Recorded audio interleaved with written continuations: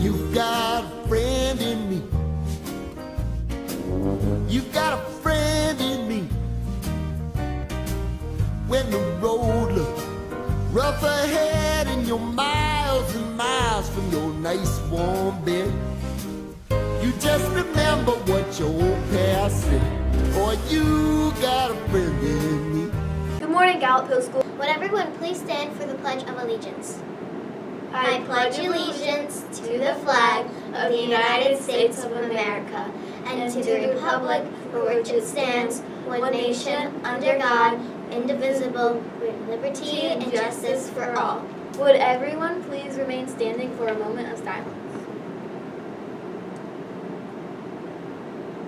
Good morning, Colonel. Would everyone please raise their right hand and repeat the BARC pledge with us? I promise to be accepting, responsible, and kind. Everyone may now be seated.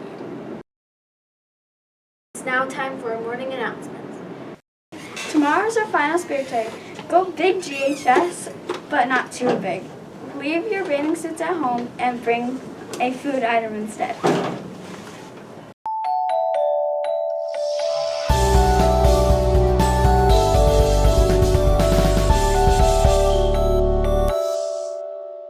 Problems.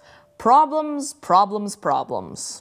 We've been learning a lot about engineering lately, and engineering always starts with a problem that needs to be solved. But I'm tired of talking about problems, so let's talk about solutions instead. We've already learned about how engineers define problems. Now it's time to discover how they define success. I don't mean how they define success, like in general, like success is graduating from a good school, or success is getting a good bonus check at work, or success is winning a lifetime supply of macaroni and cheese. Although, I'm not gonna lie, that sounds like success to me. When engineers define success, they do it in relation to the problem they're trying to solve. So, for example, what does a successful solution to my problem look like? The big question we're asking today is what makes a solution successful?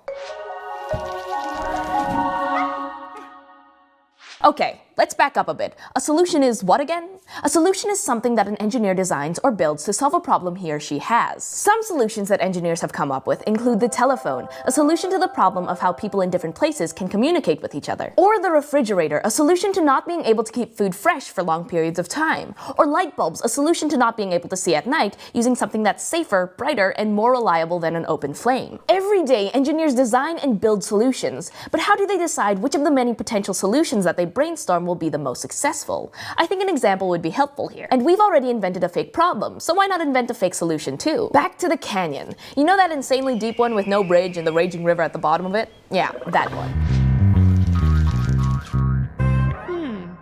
The problem we defined at that spot was how do we fly across this canyon? I'll be your stand-in engineer again. Being a good engineer, I know it's time to identify the criteria for my solution. Basically, I need to figure out what things my solution needs to do in order to be considered successful. Think of it like making a checklist. Number 1, it should get me to the other side. And let me be more specific, it should get me to the other side alive. Number 2, the thing that gets me to the other side, should be something I currently have or can easily access. Number 3, it would be nice if I could reuse whatever it is once I'm on the other side. Now, if Superman's Fortress of Solitude was nearby, I'd snag him and make him fly me over this canyon, no prob. But sadly, I don't have access to Superman's secret lair. So, like any other engineer, I have to make do with what I have. So, what do I have? I've got the tent that I camped with, and that's about it. You guys, I can make a hang glider out of my tent. It's a resource I already have, and if I build it properly, it will get me to the other side alive, which is ultimately where I want to be. Plus, bonus, I can dismantle the glider on the other side and use the pieces for their original purpose, keeping me sheltered from lions and tigers and bears. Oh my!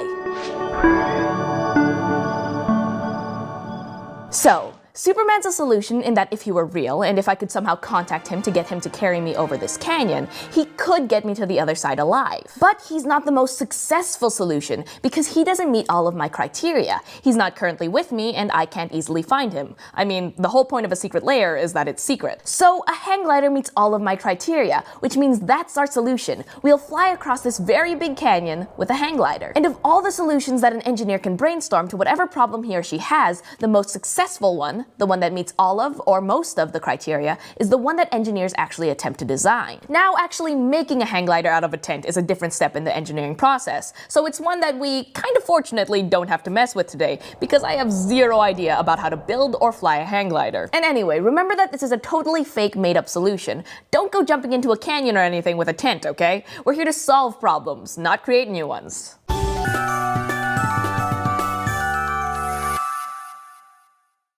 That's all for our program today. Thanks for listening. Thanks, everyone. Have a great day. Bye!